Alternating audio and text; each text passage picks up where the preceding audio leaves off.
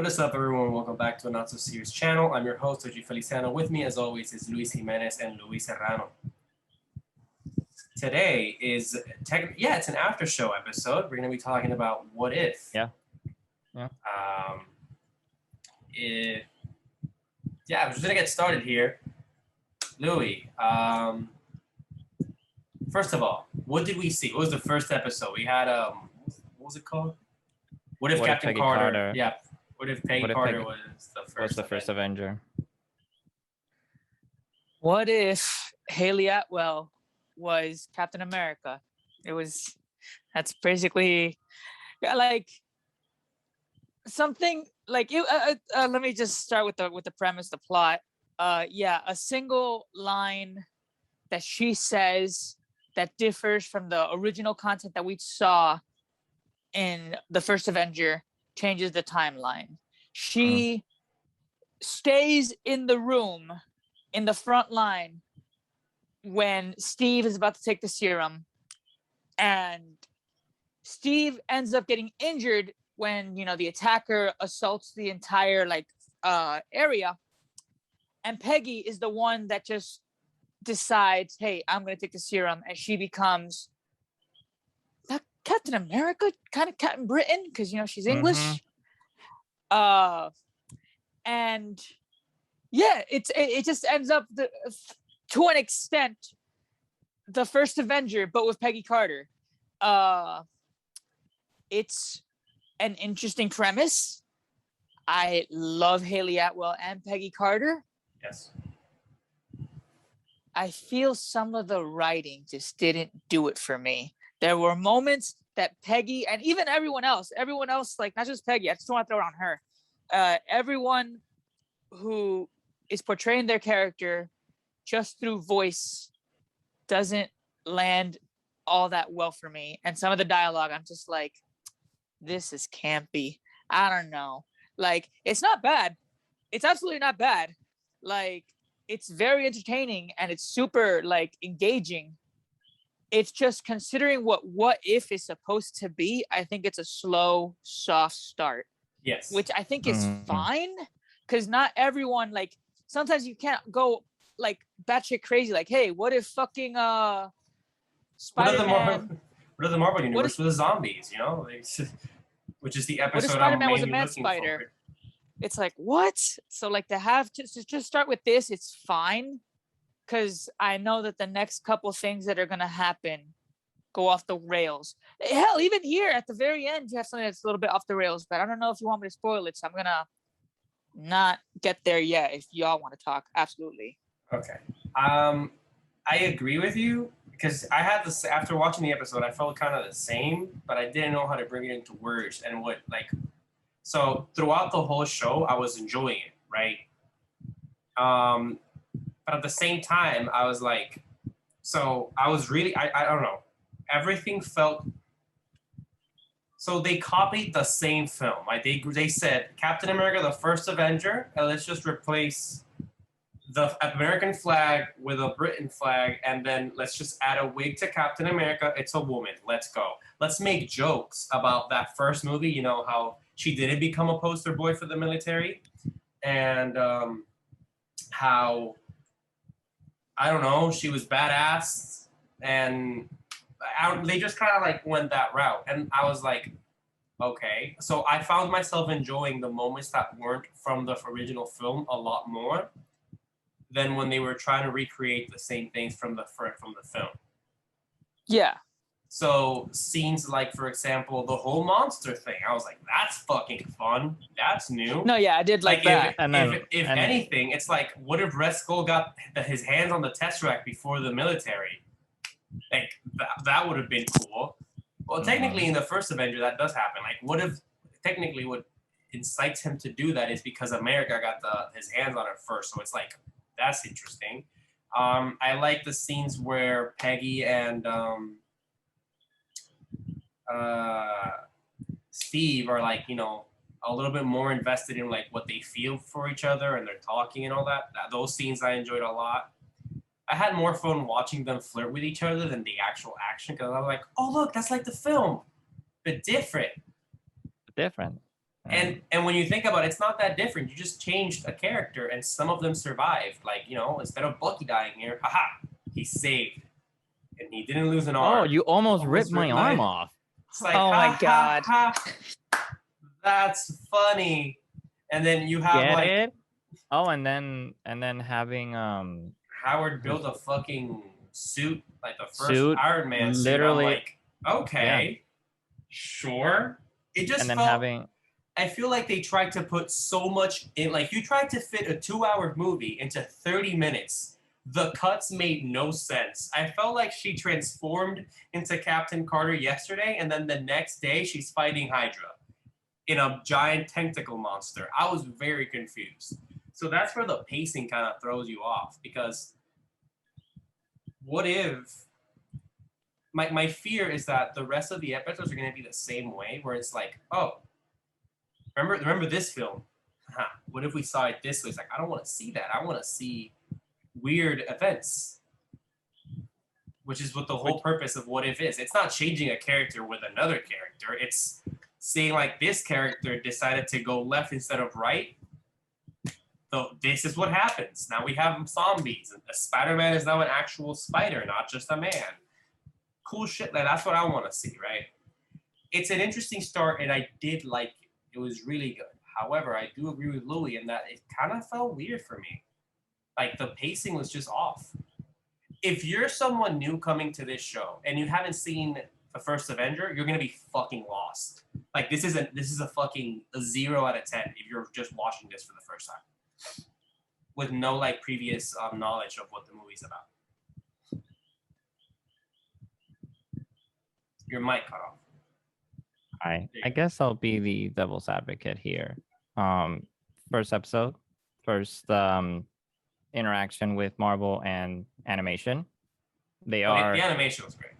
The animation was good. I some people were like, oh, I don't know about it. No, it's good. So it's really good. I don't know who the animation team is, but keep it up. I love the art style about it. It's very good. It's engaging.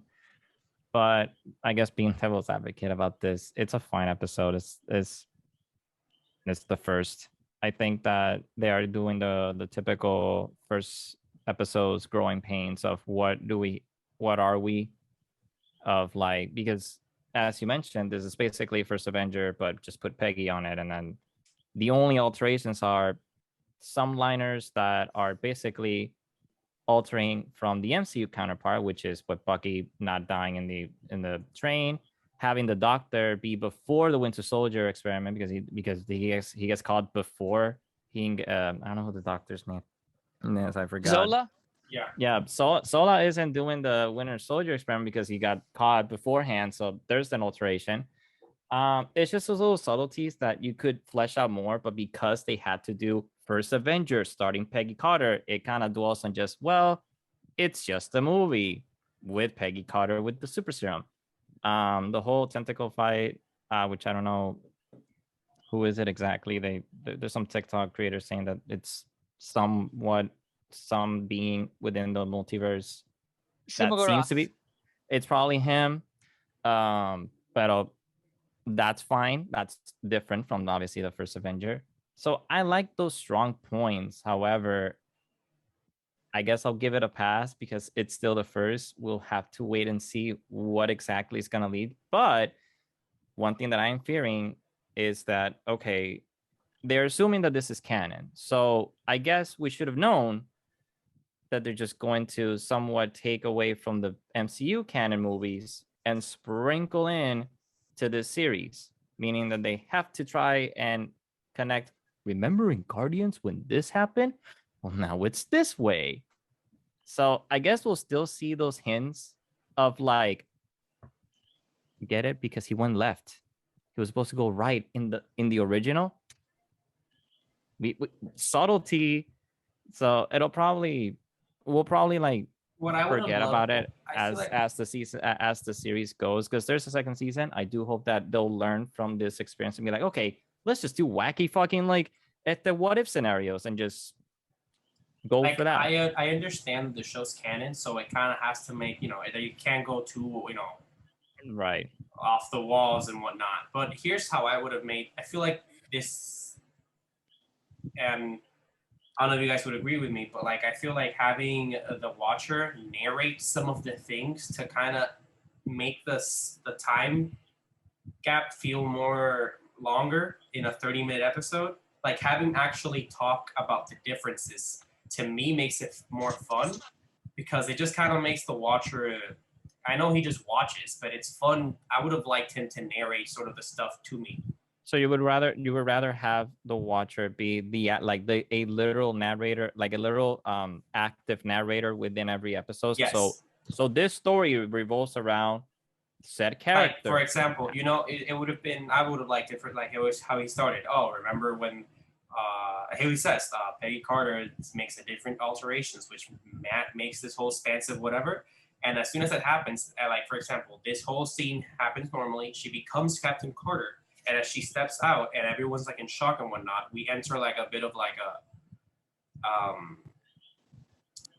timeline kind of events where we see things happening, but the watcher's narrating. Come okay, after the failure of the super soldier serum, the military decided to bog down Captain Carter, blah, blah, blah, but that didn't stop her, and she kept working towards greatness, and then we see her fighting Nazis and shit. Like, it would have made like the pacing a lot better if you have someone, even though you're seeing it clearly and the actor and the characters are talking about it, I would have preferred having the watcher actually narrate it, because the fun thing about What If stories is that the watcher's actually narrating it in the comic.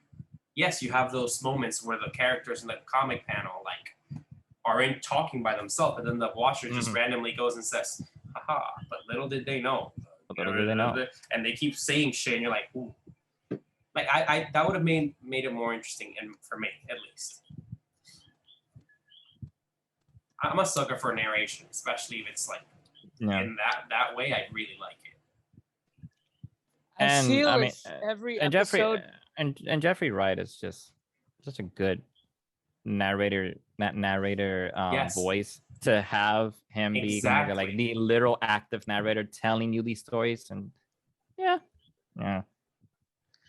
I feel if every episode is to end with Yatu saying I'm the watcher and I see all these different timelines, but I cannot, shall not, and will not interfere. Chances are he's going to interfere. Yeah.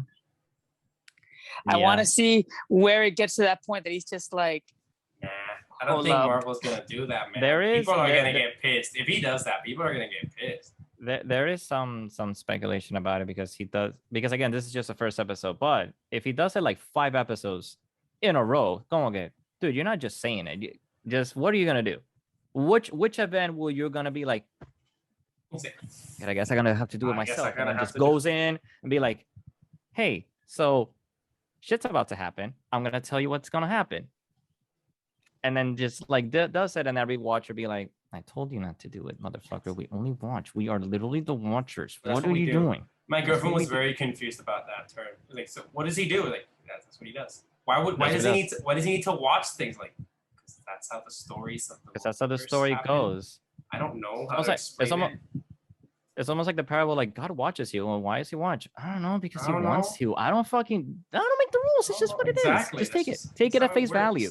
That's what What's the next episode of What If? They're saying it's the Chadwick Boseman one.